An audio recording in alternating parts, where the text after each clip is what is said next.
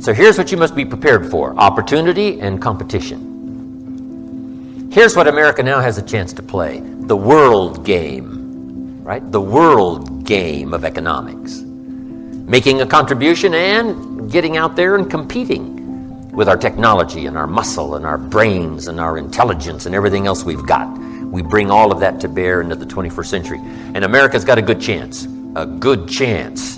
to win a unique share of the world market with our ability to not only learn languages, not only learn skills and be ready for all of that, but to learn to compete fairly, but to compete. Get up early, stay up late, come up with a new idea, go, go, go. That is my view of the 21st century. It's an exciting time to be alive. I think this is the best time ever in the 6,000-year history of mankind. Best time ever to be alive. You can do so many unique things now with your life. Okay. So make this note. With ideas, you can affect the lives, directly and indirectly, of thousands, tens of thousands, and maybe for some of you, millions of people.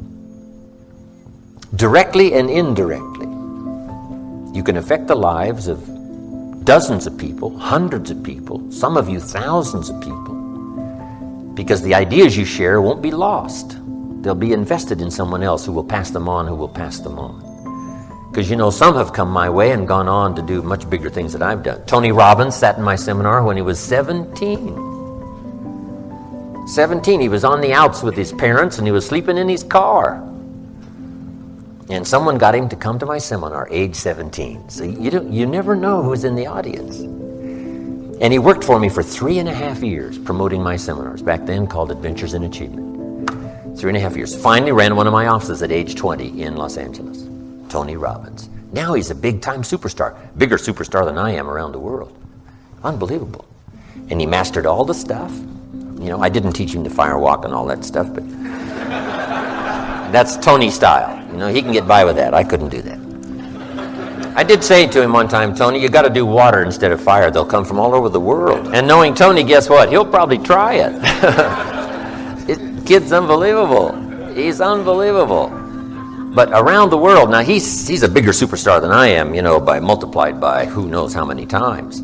But see, that's very exciting for me. Here's what it does, and you might make this note, because you can do it with your children, and, you know, we can do it physically through our children, grandchildren, and on down the line. A chance for immortality. Another chance for immortality. When your ideas live on, your influence lives on in someone else, and then the next generation and the next generation. It's also possible for the evil to pass generation after generation. The old prophet said what? Sometimes the sins of the father have been visited on the second and the third and the fourth generation. It takes the fourth generation to finally get rid of some things that were started back in the first generation. But also the positive influence can be visited on the second, third, fourth generation, no telling how far. You know, I've written so far, about 5 books.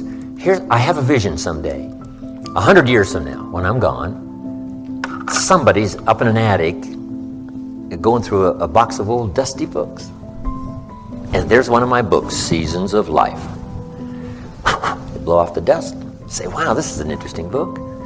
And it affects their life, and then maybe they use it as a textbook to teach other people 100 years from now, after I'm long gone. And do you know what this gives me? A chance for a little more immortality, to live on, right, in some unique manner long after I'm gone. This is why teaching is so incredible. And this is why the greatest art in the world, the art of parenting, is so important, so that your influence can live on. Not just in your children, but the people that your children influence. And not just their children, not just your children and your grandchildren, but the people they influence. Right? The people your sons and your daughters influence, the people your grandchildren influence, so that the ideas that you stuck with and that you taught and that you carefully made sure they were nurtured in the minds and hearts and souls of your children, they go on and on and on. How long-ranging is the impact of an idea? And the answer is infinitely. It can go as far as you can imagine. ideas influence. So that's why I love to do seminars and have someone say, a year ago, Mr. Rohn, 5 years ago, 10 years ago. And I'm doing my best to improve and get better. I don't want the day to come when someone says, you should have heard Jim Rohn 10 years ago when he was really terrific.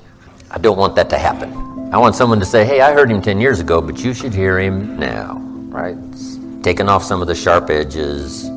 He's, gotten a little better, reaching in the heart and soul. Here's what I hope you'll find here. Number one, sincerity. Above all else, sincerity. Because powerful things can happen when both the listener and the speaker are sincere. And I know you're sincere in being here, or you wouldn't have shelled out this kind of cash. So the pay gives some indication you're sincere.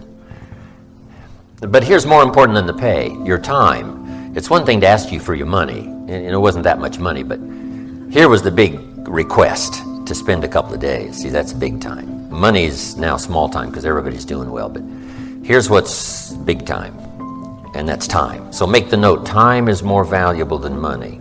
You can get more money, but you can't get more time. When you spend a day, you've got one less day to spend. To ask me to come and spend 2 days at this time in my life, see, that's big time. Big time. Thank you. And it's necessary for you to challenge yourself to go after it and get better and leverage relationships that can help you get to where you want to go. But it's you. The major key to your reaching your dream, your living up to your greatness, your making your contribution is you. If the economy is good, fantastic. If the banks are loaning money, that's great. If people are positive, that's great. You don't have any opposition, that's great. But the major key to your making things happen in your life is you. When I wanted to get on public television, they told me, you can't do that. So wait a minute, I've seen these other people on.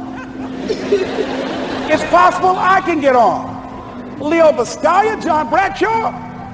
It's possible. Excuse me, hold time out. Let's be realistic. Come on, be logical.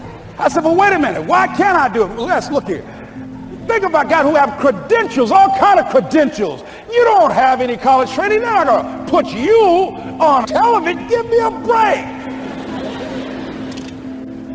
I said, thank you for that. God love you, and I'm trying.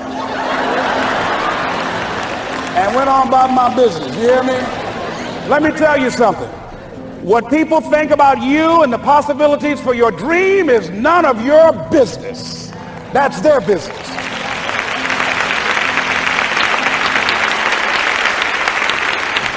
They have no imagination, ladies and gentlemen. They're living out of the past, out of their memory.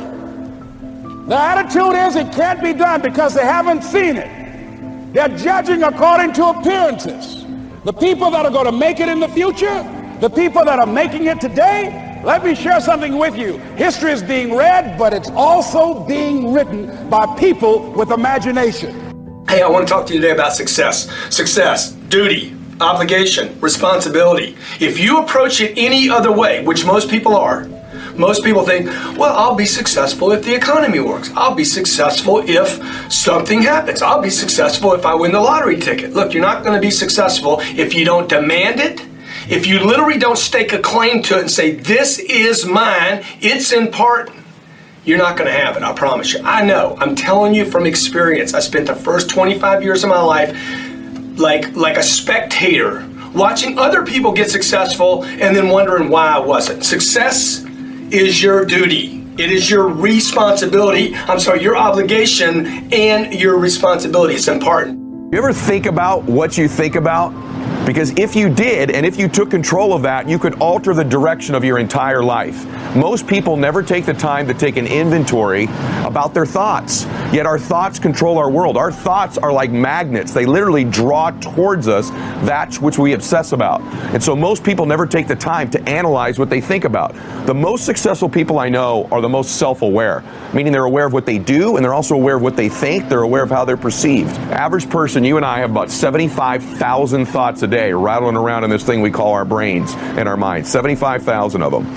The crazy thing is 91% of those thoughts are identical to the previous day and are identical to the day before that and the day before that and the day before that. And then we wonder why our life seems to repeat itself over and over again. So really the difference in our life, if we have 75,000 thoughts a day, here's the crazy thing, 91% of them are exactly the same.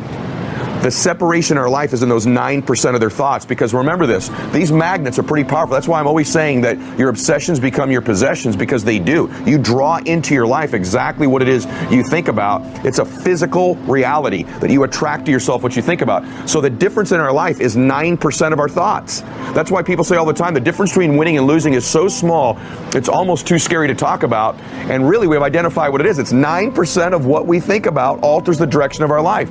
So what I'm here to tell you today is you've got to hone in and get aware of what you think about and then alter those 9% of the thoughts that are variable on a daily basis to serve you.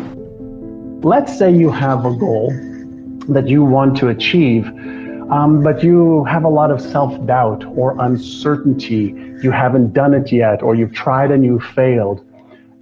Your sense of self is going to have some trepidation associated with it. It's like, can I do this? Can I do this? Do I deserve this? Don't I deserve it? Am I smart enough? Am I good enough? And so what you have to do is you have to take that goal, that's a conscious goal, and you have to impress the image, the vision of you achieving that goal into your subconscious mind.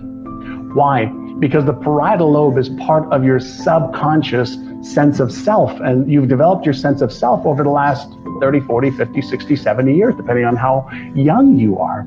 And so when you take that image of achieving that goal, and for 1 or 2 minutes a day, just 1 or 2 minutes a day, close your eyes, and I want you to imagine, see yourself achieving that goal, overcoming whatever hurdles have ever been in your way or are in your way right now, and see yourself achieving the goal. Use your visualization muscle. Your occipital lobe, okay, is one of the biggest regions of your brain that you use all day long to see things.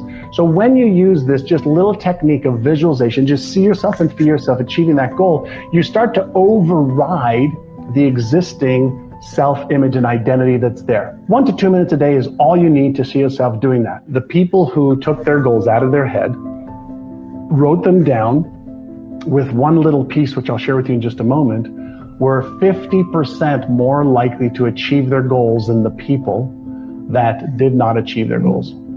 50% more likely to achieve their goals than people who didn't write their goals down.